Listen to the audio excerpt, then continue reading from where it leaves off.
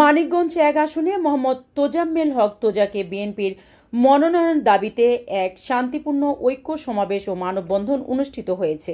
যতবার ষড়যন্ত্রের মধ্যে পড়েছি আমি অথবা আন্দোলনে প্রশ্নে আমাদের দলকে আপনারা শহীদ জিয়ার সৈনিক বেগম খালেদা জিয়া জনাব তারেক রহমানের নির্দেশনায় বৃহস্পতিবার দুপুরে ঢাকা আরিচা মহাসড়কে উথলি সংযোগ মোড়ে এই কর্মসূচিতে অংশ নেন নির্বাচনী এলাকার হাজারো দলীয় নেতাকর্মী ও বিভিন্ন শ্রেণী পেশার মানুষ।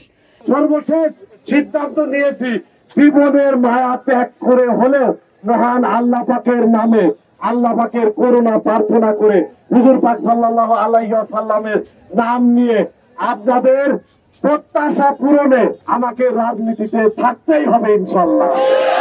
সকাল থেকেই ব্যানার, ফেস্টুন ও নানা স্লোগানে মুখর হয়ে উঠে উথলি মোড় এলাকা। দুপুর ১টার দিকে অস্থায়ী মঞ্চে বক্তৃতা দিতে উঠেন মোহাম্মদ তোজাম্মেল হক তোজা। এ সময় তিনি বিএনপির ভারপ্রাপ্ত চেয়ারম্যান ও তারুণ্যের প্রতীক তারেক রহমানের আসন্ন স্বদেশ প্রত্যাবর্তন উপলক্ষে আগাম শুভেচ্ছা জানান এবং রাষ্ট্র কাঠামো মেরামতের ৩১ দফা প্রচারের আহ্বান জানান।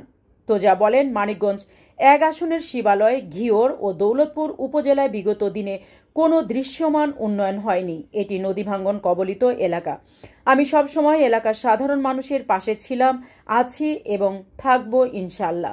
বিএনপির মনোনয়ন নিয়ে জয়ী হয়ে এই অঞ্চলের উন্নয়নে জীবন উৎসর্গ করব। তিনি আরো বলেন, শুধুমাত্র আপনাদের প্রতি কৃতজ্ঞতা এবং আপনাদের প্রতি গভীর শ্রদ্ধা থেকে, বিশ্বাস থেকে আমি রাজনীতি থেকে সরে যাইনি। জনগণের ভালোবাসাই আমার শক্তি। এই শক্তিতেই আমি বিএনপির পতাকা উঁচু করে জনগণের অধিকার পুনরুদ্ধারে কাজ করে যাব।